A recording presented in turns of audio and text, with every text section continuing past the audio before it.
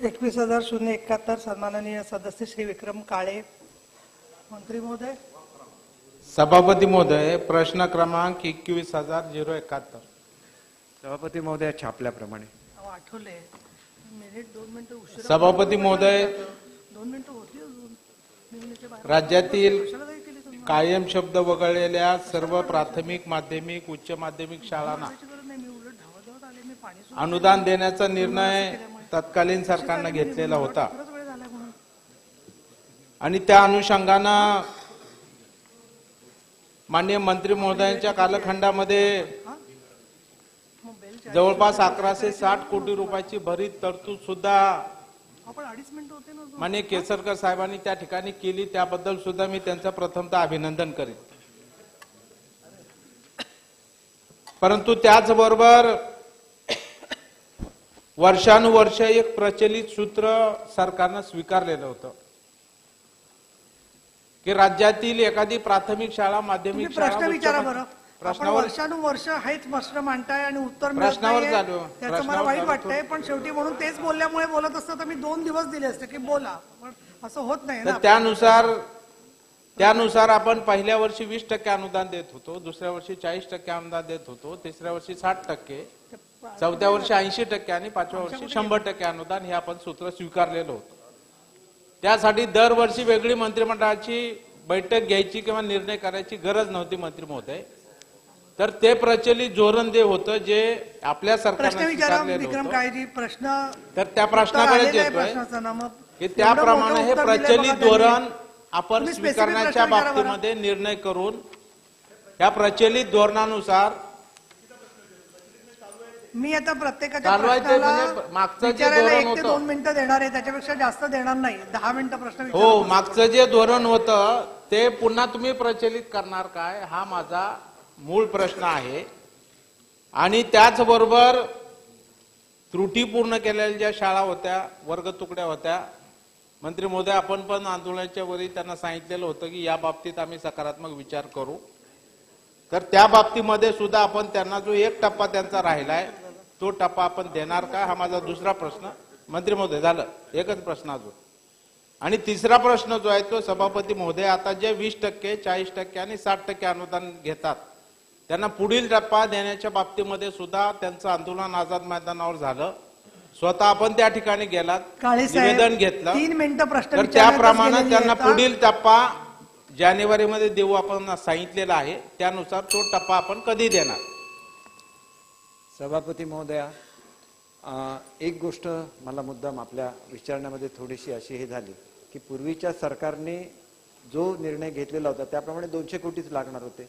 आपण सर्व शिक्षकांना इन्क्लूड करून निर्णय घेतला आणि त्याच्यामध्ये जवळजवळ 1100 कोटी रुपयाची तरतूद केली आणि त्याच्या अंमलबजावणीचं काम चालू आहे. आपण जे म्हणता की धोरण आहे, परंतु धोरण subject to availability of the funds आहे. सर्वसाधारणपणे शिक्षकांच्या संदर्भात जेवढे प्रश्न आहेत तेवढे सोडवण्याचा मी माझ्या परीने प्रयत्न केलेला आहे आणि त्याप्रमाणे 31 डिसेंबरपर्यंत सर्व ज्या काही ह्याच्यामध्ये ज्यांना आम्ही घोषणा केली होती परंतु देऊ शकलेलो नाही, त्याच्यामध्ये सभापती महोदय मी हा सुद्धा निर्णय घेतलेला आहे की काही लोक अर्ज करू शकलेले नव्हते परंतु पात्र होते, त्यांचा सुद्धा देण्याचं धोरण घेतलेलं आहे आणि तशी सुद्धा करू. त्याच्यानंतर शेवटच्या वर्गामध्ये 30ची पटसंख्या पाहिजे असं आम्ही एक धोरण घेतलेलं होतं आणि त्याला कॅबिनेटची मंजुरी घेतलेली होती. लवकरच कॅबिनेट समोर जाऊन ॲव्हरेज जरी 30 असेल, म्हणजे शेवटच्या वर्षामध्ये 28 मुलं असतील, त्याच्या आदल्या वर्गामध्ये 31 असतील, आदल्या वर्गामध्ये 33 असेल, अशी जर 3 वर्गांची शाळा असेल आणि त्याची ॲव्हरेज 30 असेल तर त्याबाबत सुद्धा रिलॅक्सेशन करायची सरकारची तयारी आहे आणि लवकरच आम्ही कॅबिनेट समोर जाऊ, कारण शेवटच्या वर्षाला 30 अशी संख्या ठरवून आपण घेतलेलं आहे. जेवढं काय लवचिक धोरण घेता येतं ते घेतलेलं आहे. दुसरी गोष्ट म्हणजे अनेक प्रश्न हे सातत्याने वर्षानुवर्ष प्रलंबित राहायचे. आता शिक्षकांच्या संदर्भातले जेवढे प्रश्न आहेत त्यांना एका विशिष्ट शिस्तीमध्ये आणण्याचा प्रयत्न केलेला आहे. त्याच्यामुळे टप्पा अनुदानाच्या शाळा सुद्धा ज्या आहेत, सभापती महोदया, ज्या वेळेला हे टप्पा अनुदानाचं उरलेल्या शाळा असतील या स्वयंघोषितमध्ये घालण्यात येतील हे मी सभागृहासमोर सांगितलेलं आहे आणि त्याच्यामुळे त्याच्यापूर्वी जेवढा काय सकारात्मक त्यांच्याबद्दल विचार करता येईल तो करून 31 डिसेंबरला हा प्रश्न का बंद करायचा आहे की त्याच्यानंतर एका वर्षाने पुढचा टप्पा त्यांना ड्यू होईल, कारण हाच टप्पा अजून आपण दिलेला नाही आहे. तर हा टप्पा ज्यावेळेला सर्वांना मिळेल त्याच्यानंतर एकाच वेळेला सर्व शाळा पुढच्या टप्प्यावर येतील. म्हणजे 20 टप्प्यावर आले ते 40 वर जातील, 40च्या 60 वर जातील, 60च्या 80 वर जातील आणि 80च्या 100 वर जातील. सर्वसाधारणपणे सरकारचं असं धोरण आहे की पुढच्या 4 वर्षामध्ये ही कॅटेगरी पूर्ण 100% आणून ही कॅटेगरी पूर्णपणे बंद करून टाकायची आणि याच्या पुढच्या काळामध्ये फक्त गव्हर्नमेंट स्कूल, एडेड स्कूल आणि प्रायव्हेट स्कूल या तीनच कॅटेगरी राहतील महाराष्ट्रामध्ये अस्तित्वात. त्याच्यामुळे कुठलाही प्रश्न येणार नाही. आपण जे सांगितलं हे धोरण अस्तित्वात आहे, परंतु ते subject to availability of the funds आहे. कारण आपल्याला वित्त खात्याकडे जायलाच लागते, कारण आर्थिक तरतूद केल्यानंतर आपल्याला ते द्यायला लागतं. आणि त्याच्याचप्रमाणे इतर सुद्धा प्रश्न हा जरी ह्याच्याशी संबंधित नसला तरी सभापती महोदया जेवढ्या ठिकाणी आमचा बॅकलॉग होता तो सगळा शिक्षण खात्यातला पूर्ण करून याच्या पुढच्या काळामध्ये फक्त विद्यार्थी हे एकमेव लक्ष राहील. नाहीतर दर खेपेला आपण शिक्षकांचे प्रश्न, मी एकदाच जाहीर केलेलं होतं, शिक्षकांचे प्रश्न एका वेळेला सोडू आणि त्याच्यानंतर फुल कॉन्सन्ट्रेशन हे विद्यार्थ्यांवर राहिलं पाहिजे. त्या दृष्टीने मी स्पेसिफिक उत्तर देतो की 31 डिसेंबर मी सांगितलेलं आहे, परंतु आवश्यकता असेल तर आणि 15 दिवसाची आम्ही मुदत राहू. परंतु जेवढ्या शाळा एलिजिबल होतील, रिलॅक्सेशन पूर्वी सुद्धा सभापती महोदया केलेलं आहे, ज्या ठिकाणी डॉक्युमेंट मिळत नव्हते त्याला 11 तऱ्हेचे नॉर्म्स दिले, त्यातले 6 नॉर्म्स जरी पूर्ण केले तरी त्या शाळेला एलिजिबल केलेलं आहे. त्याच्यामुळे जेवढं सकारात्मक घेता येईल तेवढं आम्ही करू. धोरण अस्तित्वामध्ये आहे, परंतु ते subject to availability of the funds आहे. आणि त्याच्यामुळे आमच्याकडून मी सूचना दिलेल्या आहेत की साधारण सप्टेंबर महिन्यामध्ये संच मान्यता करण्याची प्रथा आहे. ऑक्टोबर महिन्यामध्ये हे सगळे प्रस्ताव शासनाकडे यावे आणि डिसेंबर महिन्याचं आपलं जे अधिवेशन होतं त्याच्यामध्ये हा पुढचा टप्पा आम्ही फायनान्स डिपार्टमेंटकडे पाठवू. एवढं आम्ही एज्युकेशन डिपार्टमेंटकडून एवढं ते स्लिमलाईन केलेलं आहे. सन्माननीय जयंत आसगावकर. आता हे पहा आसगावकरजी, त्यांनी आता जे उत्तर दिलं त्याच्या पुढचा काही प्रश्न असेल तर विचारायचा, तोच प्रश्न आणि परत तेच उत्तर असं 4 वेळेला झालं ना तर मग पुढच्या वेळेला आम्हाला विचार करायला लागेल. असं नका करू तुम्ही. पुढचा काही प्रश्न असेल तर विचारा, परत तोच नका विचारा. नक्की नवीन प्रश्न असणार आहे. या ठिकाणी मंत्री महोदयांनी विस्तृत असं उत्तर दिलेलंच आहे. ज्या अघोषित शाळा घोषित झाल्या त्यांना त्या ठिकाणी 1120 कोटी दिले, परंतु त्यातल्या बऱ्याचशा शिक्षकांना किंवा शिक्षकेतर कर्मचाऱ्यांना अद्याप 20% पगार मिळालेला नाही. आणि ह्याला एकमेव कारण आहे की शालार्थ ID जे आहेत ते उपलब्ध होऊ शकलेले नाही. आणि खऱ्या अर्थानं त्याची प्रक्रिया इतकी संत आहे की त्यामुळेच त्यांना त्या ठिकाणी अद्याप पगार मिळालेला नाही. तर याकरता मंत्री महोदयांना माझा प्रश्न आहे की हा शालार्थ IDचा विषय जो आहे तो किती दिवसात संपणार आहे? कारण या संदर्भात मी आणि विक्रम काळे साहेबांनी आम्ही पुन्हा ऑफिसला आंदोलन सुद्धा केलं होतं या शालार्थ ID संदर्भात. त्याचबरोबर त्या ठिकाणी जो टप्पावाढीचा विषय आहे तो आता मंत्री महोदयांनी सांगितलं की त्या ठिकाणी पुढच्या वर्षी संच मान्यता होईल, म्हणजे 1 वर्ष त्या ठिकाणी गॅप पडणार आहे. तर त्याच्याऐवजी ह्या 1 जानेवारीपासून तो टप्पा देण्यात यावा. आणि त्याचबरोबर शेवटच्या वर्गाची जी तुम्ही उत्तर दिलं की सरासरी धरू, त्याच्याऐवजी चालूची शेवटच्या वर्गाची विद्यार्थी संख्या आपण धरणार का? कारण ती धरली पाहिजे. तर या संदर्भात आपण काय करणार याचं उत्तर मिळावं. शालार्थ IDच्या संदर्भात सभापती महोदया दुबार जी नावं आलेली आहेत त्यांचा प्रश्न आहे. परत अनियमित अवैध वैयक्तिक मान्यता दिलेला आहे त्यांचा प्रश्न आहे. त्यानंतर ज्यांचे प्रस्तावच प्राप्त झाले नाही असा सुद्धा प्रश्न आहे. आणि त्याच्यामुळे अशाची संख्या फार कमी आहे. मी तुम्हाला आकडेवारी वाचून दाखवतो. पुणे विभागामधल्या जे एकंदर आमच्याकडे अर्ज प्राप्त झाले होते त्याच्यापैकी 88% लोकांना आपण हे दिलेले आहेत, म्हणजे मान्यता दिलेली आहे. मुंबई विभाग 71% आहे, नाशिक विभाग 87% आहे, कोल्हापूर विभाग 84% आहे, छत्रपती संभाजीनगर विभाग 83% आहे, लातूर विभाग 78% आहे, अमरावती विभाग 81% आहे आणि नागपूर विभाग 80% आहे. म्हणजे आमच्याकडून जेवढं रिलॅक्स करता येतं तेवढं करून केलेलं आहे. ज्यांची विद्यार्थ्यांची संख्याच कमी आहे तिथं आपण फार काही करू शकणार नाही. तरी पण मी ॲव्हरेजचा पर्याय सांगितलेला आहे. आणि हे झाल्यानंतर सुद्धा अधिकचं काही करता आलं तर त्याची चर्चा ही कॅबिनेटमध्ये करायला लागेल आणि एकदाच हा विषय संपवायला लागेल आणि त्या दृष्टीने सरकारचा विचार चालू आहे. सन्माननीय कपिल पाटील. धन्यवाद सभापती महोदया. सभापती महोदय, माननीय मंत्री महोदयांनी जे लेखी उत्तर दिलंय त्यात पात्र शाळांची संख्या तुम्ही दिली 10,000हून अधिक आहे, 10,643 आणि त्यातल्या अनुदानितची संख्या 8,821 आणि अपात्रांची संख्या आहे 1,822. माझा प्रश्न असा आहे की ज्या शाळा पात्र आहेत असं असताना ही संख्या अनुदान देण्याची अवेलेबिलिटी, सब्जेक्ट टू अवेलेबिलिटी तुम्ही म्हणालात, मग ती ठराविक लोकांसाठी का आणि इतरांसाठी का नाही? एक मिनिट, हे डिस्क्रिमिनेशन तुम्ही का केलं, हा पहिला प्रश्न. नंबर 2, हे जे अपात्र ठरवले, जे पहिल्या टप्प्यावरती पात्र होते पण दुसऱ्या आणि तिसऱ्या टप्प्यावरती तुम्ही त्यांना अपात्र ठरवलेलं आहे, त्याचं कारण काय? आणि तिसरा प्रश्न, जे पहिल्या टप्प्यामध्ये पूर्णपणे निकष पूर्ण केले, पात्र ठरले म्हणून ज्यांचं अनुदान सुरू झालं, त्यांना नंतर अनुदान न देण्यासाठी अपात्रतेचे दुसरे निकष तुम्ही लावतात दुसऱ्या तिसऱ्या टप्प्यावरची, कारण गळती होत असते.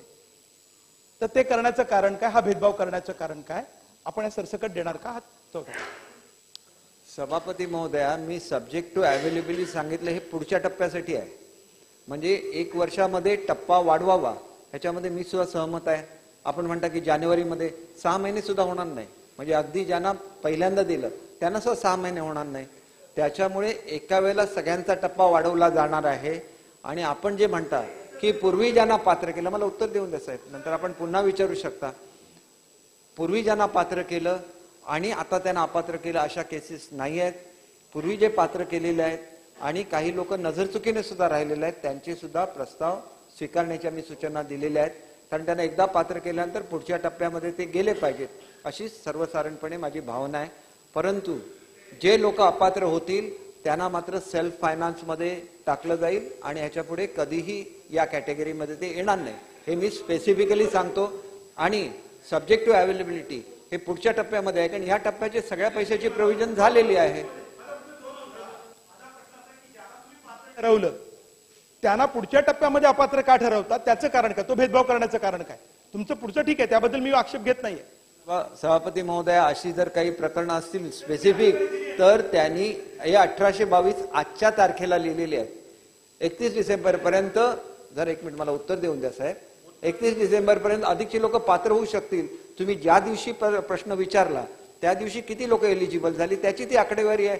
कदाचित 0 सुद्धा होईल. 1800 सगळ्या 22 लोकांनी जर आपलं हे दिलं त्या शाळांनी पात्रतेचं, आम्ही त्यांना सुद्धा पात्र करू. कारण अजून आम्ही मुदत मला सभापती महोदया एवढंच सांगायचं आहे की मुदत संपून आता जवळजवळ 4 महिने झाले तरी आम्ही सातत्याने मुदत वाढ करतोय, कारण आमचा दृष्टिकोन हा सहानुभूतीचा आहे. म्हणून दर खेपेला आम्ही वाढवलं. परंतु हा टप्पा जर संपवला नाही तर जे लोक पुढच्या टप्प्याची वाट बघतायत त्यांच्यावर अन्याय होईल. म्हणून मी 31 डिसेंबर ही डेडलाईन घातलेली आहे. परंतु जर ह्या सभागृहाचं असं म्हणणं असेल तर आणि 15 दिवसांनी सुद्धा मुदतवाढ करायला आमची काय हरकत नाही. परंतु 31 डिसेंबर एवढ्यासाठी केलंय की पुढचा टप्पा हा वेळेवर देता यावा, म्हणून ती 31 डिसेंबरची मुदत घातलेली आहे.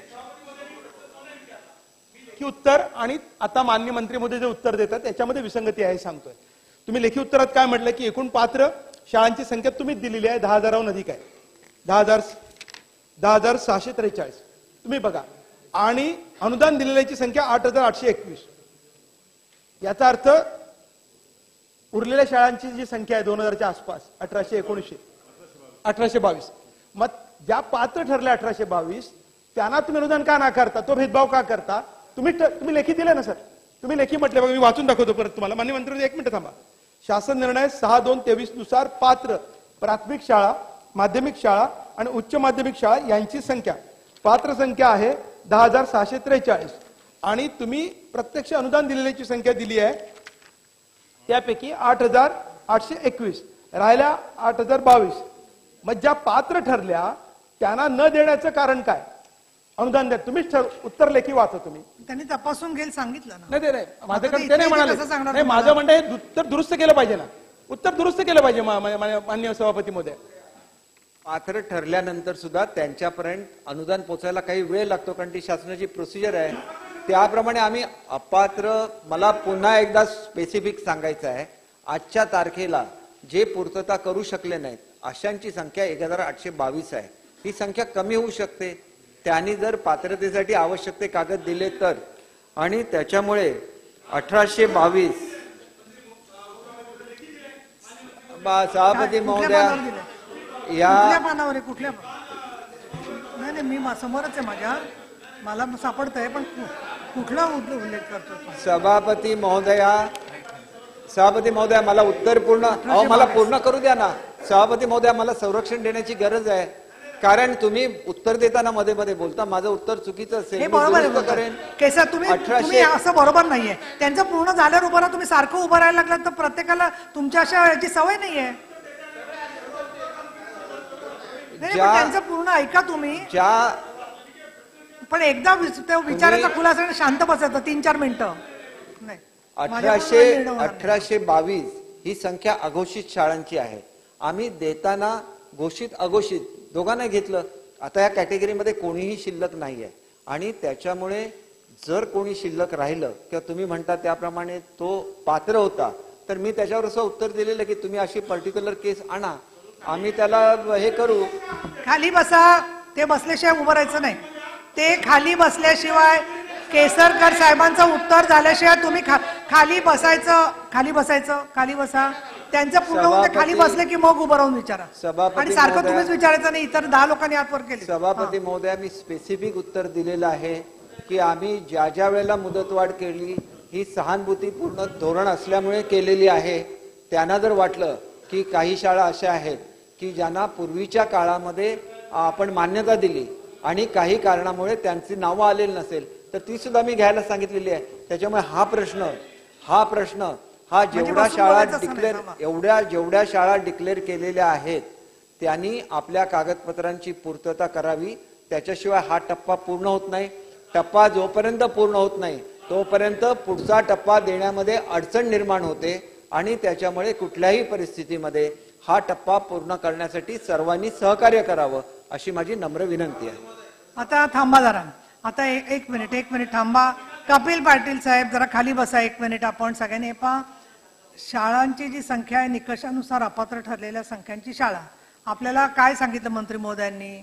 तुमचं म्हणणं आहे ती चुकीची आहे. आजच्या तारखेला, म्हणजे समजा आजच्या तारखेला जर का ती असेल ती बदलू शकते, हेही त्यांनी सांगितलं. आता तुम्हाला बसून डिपार्टमेंट त्याच्याबद्दलच्या शाळांची संख्या काढणार का तुमच्या प्रत्येकाला विचारून संख्या काढणार आहे? तर त्यांनी असं तुम्ही माझ्याशी पण असंच करताय, मग मी पण आता काय करू? तुम्ही बोलत असताना थांबतच नाही. थांबायचं तुम्हाला काय झालं आजार मला कळत नाही. हा अहो थांबा काळे, जरा मला एक विषय संपवू दे. तुम्ही शिक्षक आहात तर विद्यार्थ्यांपेक्षाही बेशिस्त करताय. शांत बसा जरा 2 मिनिटं. हे पा सन्माननीय सर्व प्रतिनिधी महोदय, आता 17 मिनिटं झालेली आहेत. त्याच्यावरती 40ला सुरू झालं. बाकीचे प्रश्न महत्वाचे आहेत त्यांना 1 मिनिट म्हणून तुम्ही थांबत नाही. तुमच्यासाठी मी गेल्या आपल्या अधिवेशनात विनंती केली होती की बैठक घ्या. त्यांनी तशी बैठक घेतली तरी थांबत नाही. बरं, प्रत्येकाचं बरोबर आहे, मी तुमची अडचण समजू शकते की शिक्षक मतदार आहेत तुमचे, त्यांना पण कळलं पाहिजे किंवा तुम्ही पोट तिडकीने मांडताय, उत्तर व्यवस्थित आलं पाहिजे. परंतु मला वेळेची मर्यादा, म्हणजे किती तास आपण एक प्रश्न चालवायचा याला लिमिट आहे. बरं, तुमचे सगळे प्रश्न कपिल पाटलांनी विचारून तरी त्यांचं समाधान झालेलं नाहीये. तर आता मला प्रश्न असा आहे की मी समजा प्रातिनिधिक कोणाला बोलायला दिलं तर सगळे दुःखी होणार. त्याच्या सगळेच जण दुःखी राहा थोडा वेळ. काय करत, अहो त्यांची पण उत्तरावरच हरकत होती, पाटील साहेबांची पण उत्तरावरतीच हरकत होती. मी परत नाही मग हरकत आहे जर का, तर मग प्रश्न असा आहे की किती वेळ हा चालवायचा, मला सभागृहात निर्णय द्या. प्रश्न नाही तुमचं बोलून झालं की संपलं असं नाही. मी सगळ्या सभागृहाला विचारते की 15-20 सदस्यांच्या दृष्टीने थांबा. आत्मीयतेचा विषय हा, तुम्ही म्हणत असाल सगळेजण बहुमतानी की आम्ही हा 1 तास चालवा, तर उरलेले 4 प्रश्नांच्या लोकांवरती अन्याय होतोय.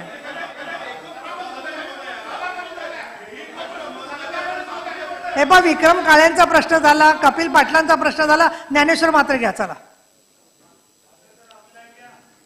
आदरणीय सभापती महोदया, नका आता बोला नीट.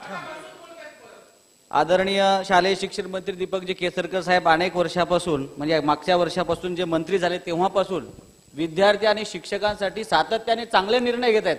हे सर्वजण पाहत आहेत. पण बोलायचा अधिकार तुम्ही नाही तिथून ओरडून सांगायचं. बोलू द्या आम्हाला.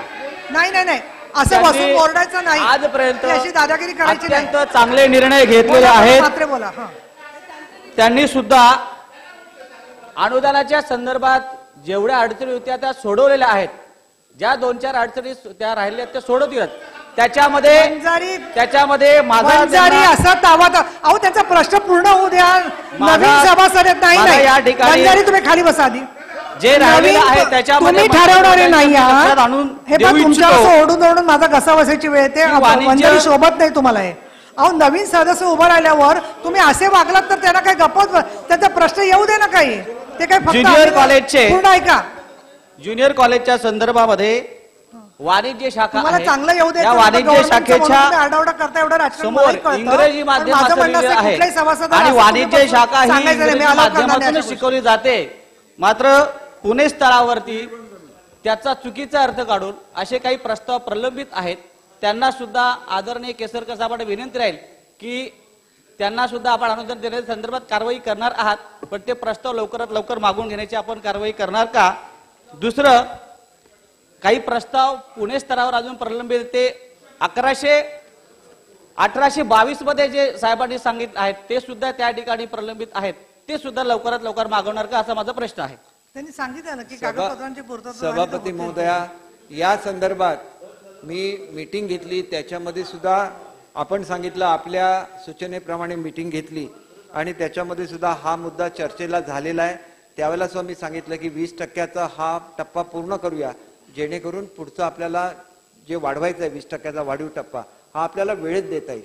एवढंच सांगितल्यानंतर सरकार एवढं पॉझिटिव्ह असताना मला असं वाटत असेल की काही सदस्यांच्या मनामध्ये शंका असतील तर हे अधिवेशन संपल्यानंतर पुन्हा एकदा मी मीटिंग मुंबईला बोलवतो आणि काय प्रलंबित असतील तर ते सुद्धा पूर्ण करतो.